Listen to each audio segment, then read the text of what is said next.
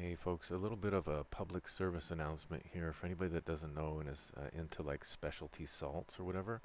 I certainly was not aware of this and I wanted to bring it to your attention in case you had this misconception like I did. So apparently Celtic sea salt, which I did enjoy very much before, is, as a friend pointed out, very high in lead. It's like multiple times higher than what's recommended for the daily intake of lead.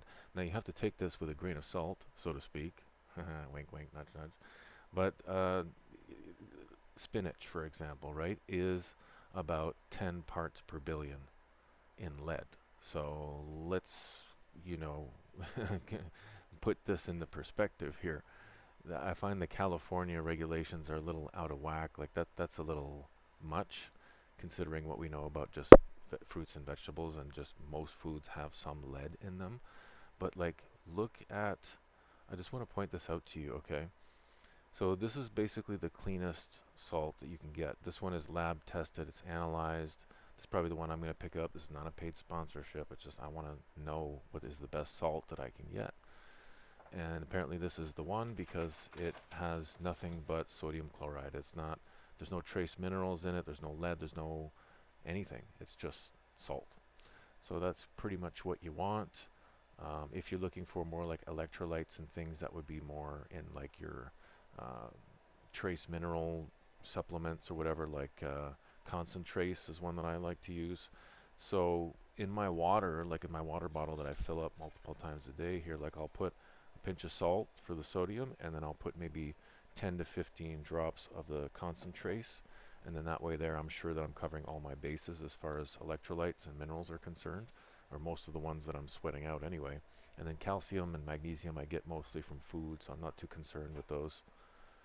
But I also do take a magnesium supplement just because I find it helps my muscles recover and helps me sleep at night. So I'm pretty much covered there. But golly, I love the taste of the Celtic sea salt, and there's the evaporated one, the flakes. It's delicious. But let's just take a quick look here. So the one that I actually like, um, it was one of these anyway. I forget. I don't want to call out any particular one because they're all high. Look at this. 252 parts per billion, folks. And that's very high, considering that the FDA or whatever recommends 10, no more than 10 per food or something like that. And this is, whatever times. I suck at math, but you do the math, like it's many, many times higher. The Baja Gold, which people recommend all the time because of the trace minerals, right? It's this big fad, or at least it was at one point. 337 parts per billion.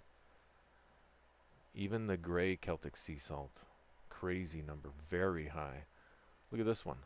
Spring salt only plastic free. Yay, plastic free, but an insane amount of lead, almost 5,000 parts per billion.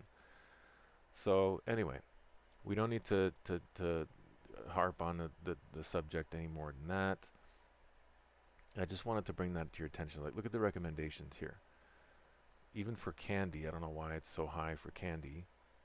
Candy's allowed to have a whole bunch of lead for some reason because kids are eating it. That doesn't make sense to me.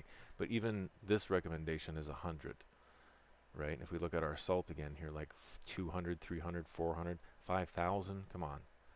What's going on here? And like it makes sense, right? We're pulling these minerals out of the earth. Of course, it's going to come with other things like lead, other other minerals that are present in that environment, right? It just makes sense. But like, hold on. Let me just go back real quick, and we'll wrap this up because that's all I really wanted to say. Just do your own research and look into this for whatever salt you consume.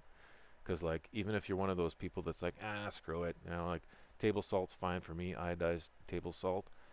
And there's an argument to be made there about the iodine being added as actually a good thing. A lot of people say, oh, iodine's bad.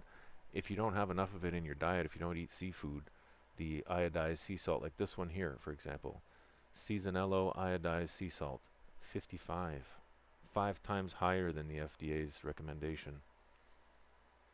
So something to consider anyway. That's why I thought I just found out about this. I'm reading about it now and doing some research, and I thought I would share that with everybody else in case you weren't aware. Now you can make an informed decision on what you put in your body, because it's hard to say.